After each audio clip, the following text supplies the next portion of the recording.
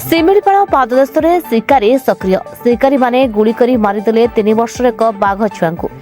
ଏହା ଆଜିକୁ 1 ମାସ ପୂର୍ବରୁ ଶିକାର କରିଥିବା ବେଳେ ଏହାର ଚମଡ଼ାକୁ ବିକ୍ରି କରିବା ପାଇଁ ବେପାରୀକୁ ଡିଲ୍ କରୁଥିଲେ। ବନ ବିଭାଗ ବେପାରୀ ହୋଇ ଶିକାରୀ ସହିତ ବାଘ ଚମଡ଼ା କିଣିବା ପାଇଁ ବାଙ୍ଗିରିପୋଷି ଷ୍ଟେସନ ଶାଳ ଜଙ୍ଗଲ ନିକଟସ୍ଥ ସରାସପୋଷି ଗ୍ରାମକୁ ପହଞ୍ଚିଥିଲେ।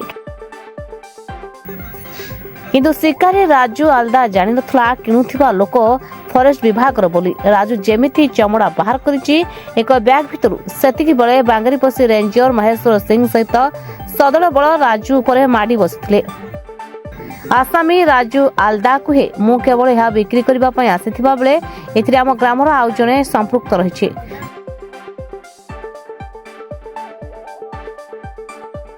ଶିମିଳିପାଳ ପାଦସ୍ଥରେ ଥିବା ବାଙ୍ଗିରିପୋଷି ବ୍ଲକ ତାଳବନ୍ଧ ରେଞ୍ଜ ଅନ୍ତର୍ଗତ ଚୋରା ବନ୍ଧ ଗ୍ରାମରେ ଏହି ଯୁବକଙ୍କ ଘର ବୋଲି ରେଞ୍ଜର କହିଛନ୍ତି।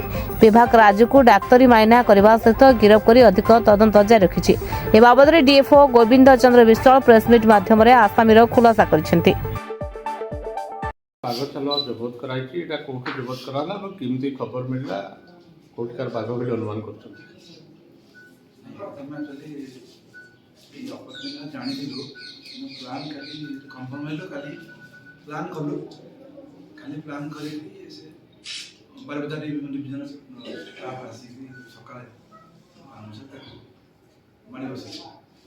सर कौटी धरले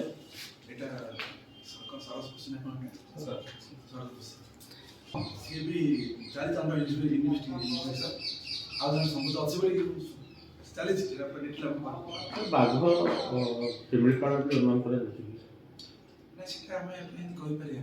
इन्वेस्टिगेशन केबे मरा हेतला बोली केबे हत्या कराय तेला अराउंड 2-3 मंथ्स हबो सर बाघर बयस केते हबो बस अराउंड 3 इयर्स सर यही कैमेरा थिबा सत्ते किमती बाघ को मरा जाउछ नहीं इटा कोठे मरा हला हम कहि प्रेरण करे नी इन्वेस्टिगेशन भला पड़े दहा पड़े से कोठ आसी माची जो चेन अछि के संबंध अछथि समस्त को इन्वेस्टिगेशन करे दहा पड़े से आरपटे कोन पदक्षेप रहइबो अनुरोध नहीं हमें हम तो समस्त बन कर्मचारी शिमिळपाळ साउथ न समस्त स्टेट नजी समस्त डॉक्टर अछथि कोठे जदी बाटे को जगह आसी न जाने न जाने पर तो किछ हमें कहले नहीं कोठ आसी छी अब हम सब सजाए अछन जो हम स्प्रे पाइबो से प्लान करी केमिति सब दिले ना नहीं से डिटेल आपन कहबी हम भीतर हम जाके करू हम से काबू करू ती जानतो ओके